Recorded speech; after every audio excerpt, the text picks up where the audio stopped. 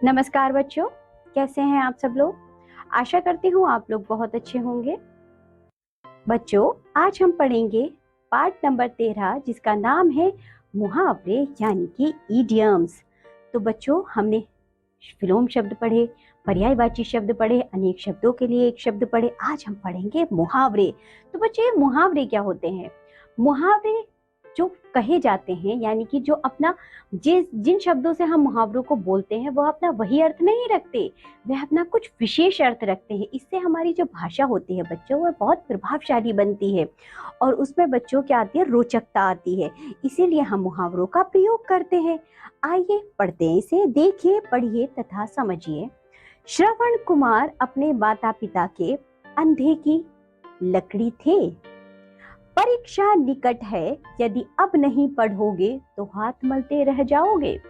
तो बच्चों, यदि अब नहीं पढ़ोगे तो क्या हम उसके बाद हाथ ही मलते रहेंगे? इस तरीके से नहीं। इसका यह अर्थ है कि हमारा समय निकल जाएगा और हम बच्चों कम नंबरों से पास होंगे। इस भाव को कहा जा रहा है कि हाथ मलते रह जाओगे।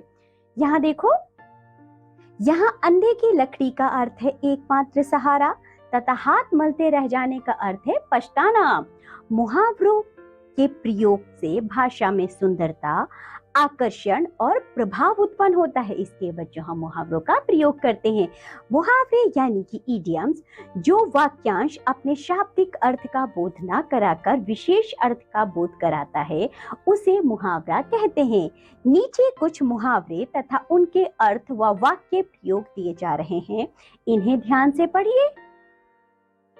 जैसे कि मुहावरे है बच्चों, गले का हार, इसका अर्थ है बहुत प्रिय होना। प्रयोग देखिए, राम दशरथ के गले का हार थे। बात का धनी, जिसका अर्थ है वचन का पक्का। महान व्यक्ति बात के धनी होते हैं। लाल पीला होना, इसका अर्थ है बहुत गुस्सा होना। कक्षा में बच्चों को शोर मचाते देख प्रधानाचार्य जी लाल पीले हो गए। चलिए कुछ और मुहावरे, उनका अर्थ और वाक्य में प्रयोग देखते हैं। मुंह में पानी भराना, खाने को जी ललचाना। रसगुल्लों को देखकर मेरे मुंह में पानी भराया। आंख लगना यानी कि सो जाना। पुस्तक पढ़ते पढ़ते मेरी आंख लग गई। पेट में चूहे कूदना, जिसका अर्थ है बहुत भूख लगना। मम्मी जल्दी खाना दीजिए, मेरे पेट में चूहे कूद रहे हैं। गांठ बांधना, जिसका अर्थ है अच्छी तरह याद रखना। अच्छे बच्चे बड़ों की शिक्षा को गांठ बांध लेते हैं। अंगूठा दिखाना, जिसका अर्थ है साफ मना कर देना। मैं श्याम की हमेशा मदद करता था, पर जब मैंने उससे पुस्तक मांगी तो उसने अंगूठा दिखा दिया, यानी कि साफ इनकार कर दिया। पानी पानी होना यानी बहुत लज्जित होना। नकल करते हुए पकड़े जाने पर विक्रम पानी पानी हो गया। टांग अड़ाना यानी कि दखल देना या रुकावट डालना। किसी के काम में टांग अड़ाने वाला अंत में अपयश का भागी होता है।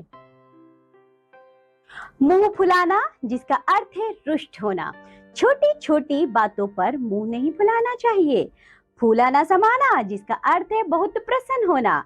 अपने पुत्र की सफलता पर पिता फूले ना समाए।